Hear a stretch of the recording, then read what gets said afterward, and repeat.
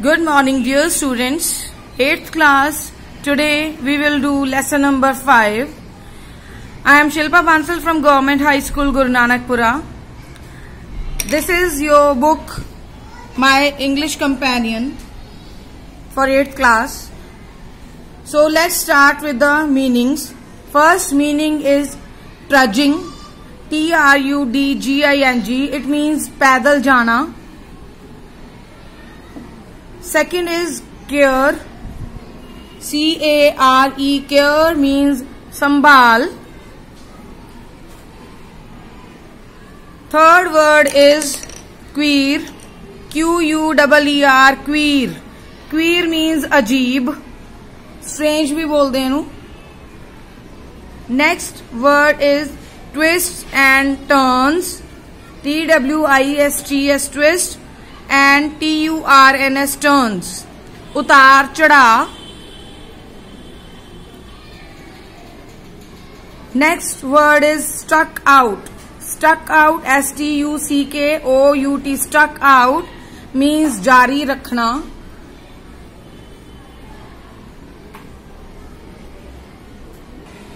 Next word is blow. Blow means takka.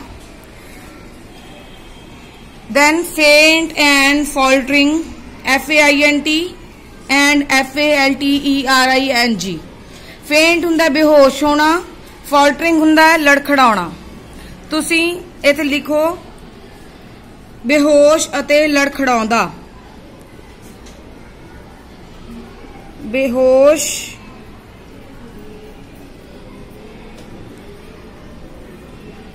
ਅਤੇ लड़खड़ाਉਂਦਾ.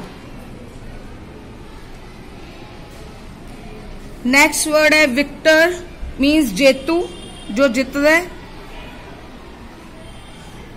Next word is golden crown. Golden crown दा तुसी लिखो सुनहरी ताज. यहाँ सफलता का सूचक है. ठीक है जी. सुनहरी ताज. टिंट मीन्स रंगत. Tint means rangat. Next, after means baad vich. Hardest means sab to sakht ya bahut sakht.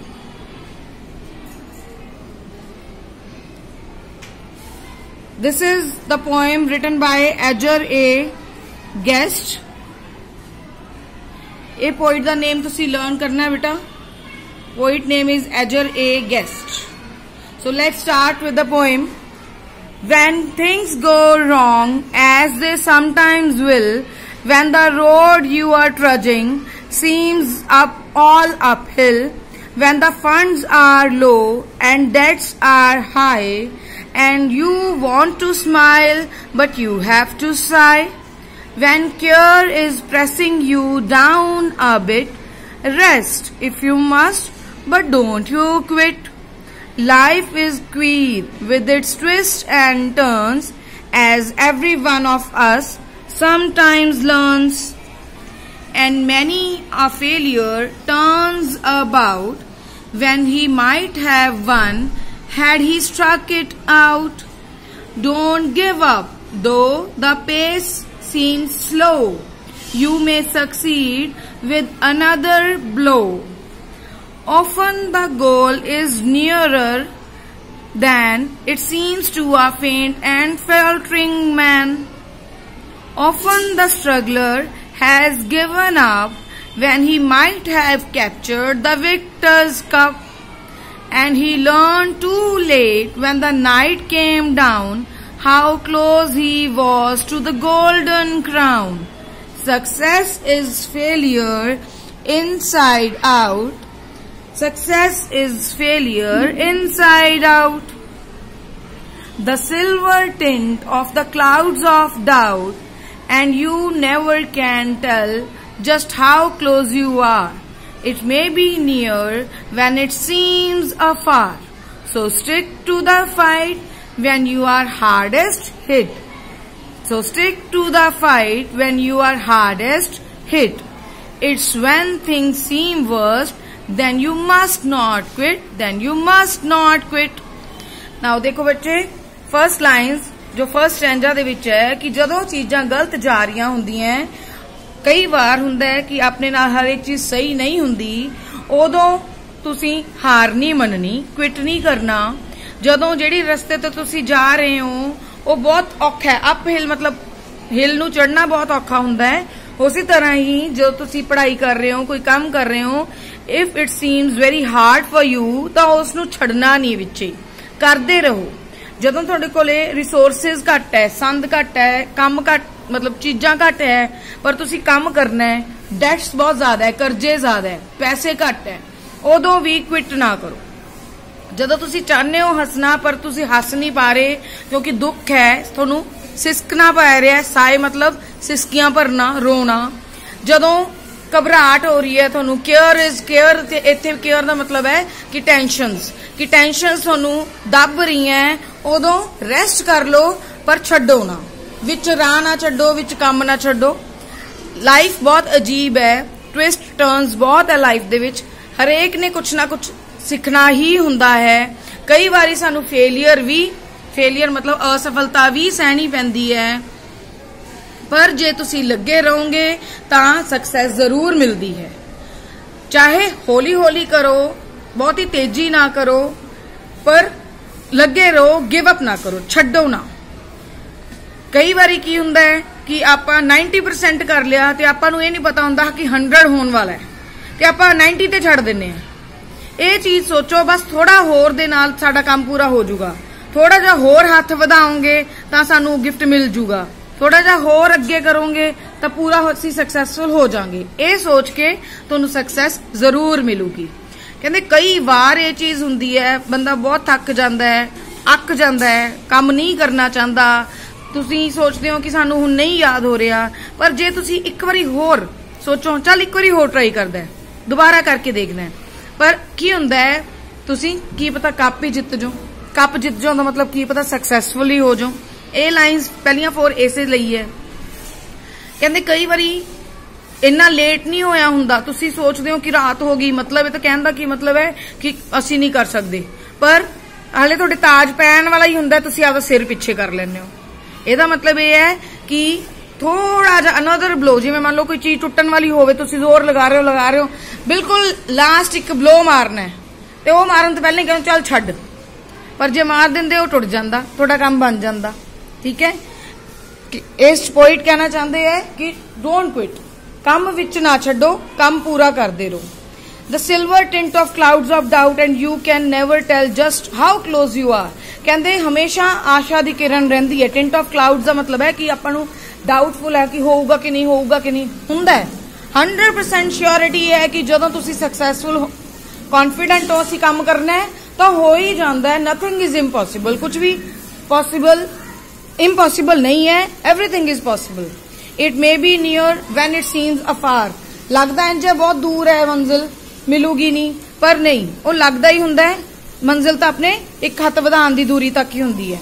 So stick to the fight, लगे रहो, चाहे तुहानूं किन्ना भी कोई डांटे, किन्ना भी कोई रोके, किन्ना भी कोई तुहाडियां पिछे तुहानूं खिच्चे, पर आपदा काम करदे रहो। जदों लगे कि नहीं कंडीशनस खराब हो गई, हुण मैनूं बहुत नींद आई है, हुण मैं सोना है, मैं होमवर्क छड्ड के पैना है, नहीं, वो नींद तुहाडा बैरीयर है, उहनूं क्रॉस करो ते काम करो। उवें ही जो चीज तुहाडे राह च आ रही है उहनूं पिछे तक्को ते आपदा काम पूरा करो ते सक्सैस पाओ।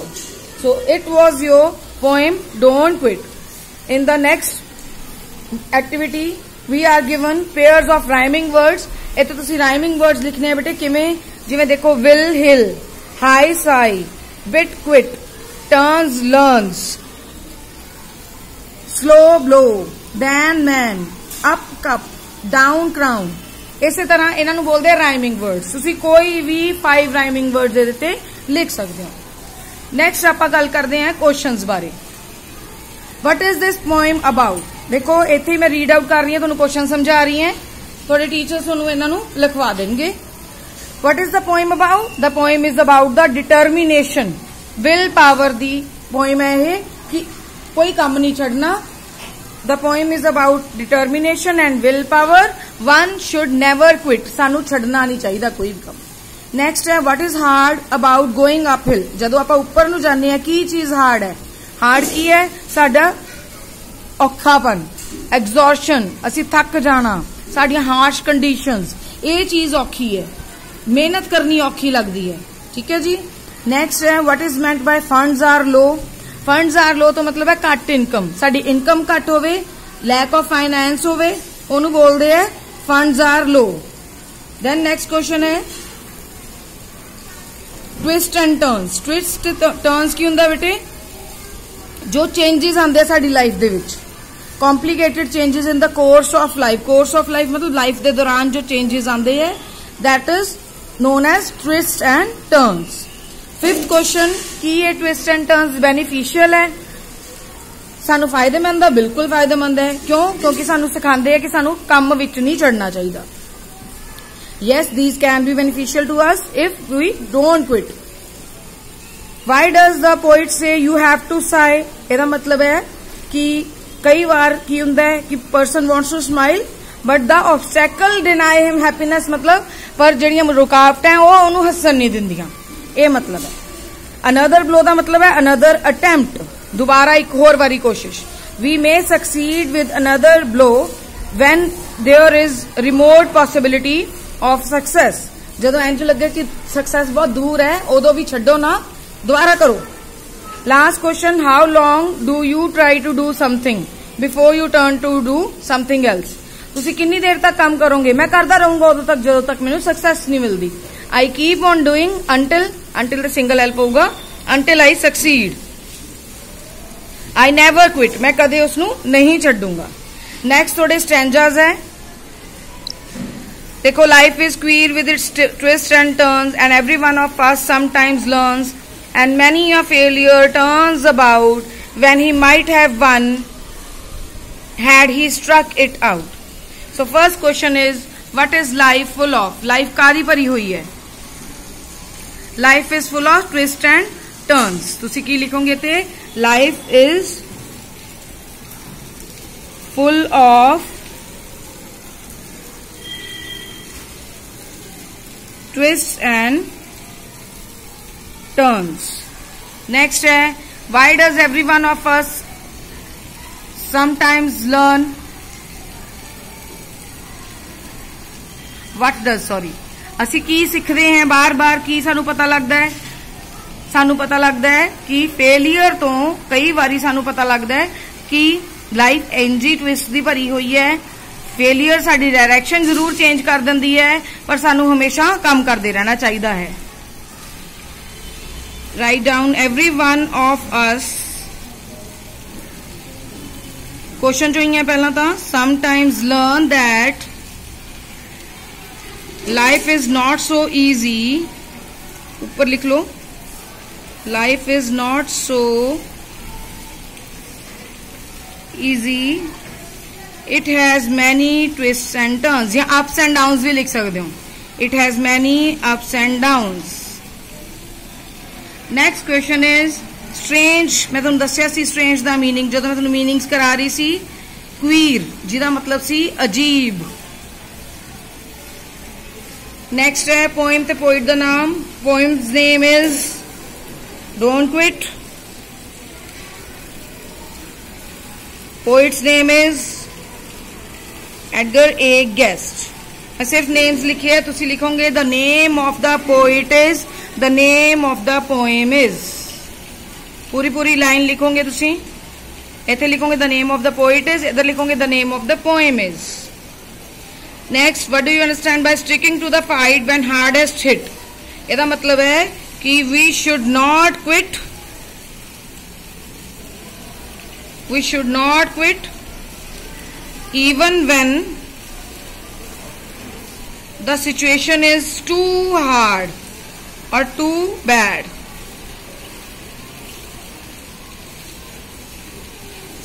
Adverse meaning word भी हुंदा बेटा, too adverse, जदों अपने अनुकूल ना काम चल रहा होवे उदों छड्डना नहीं।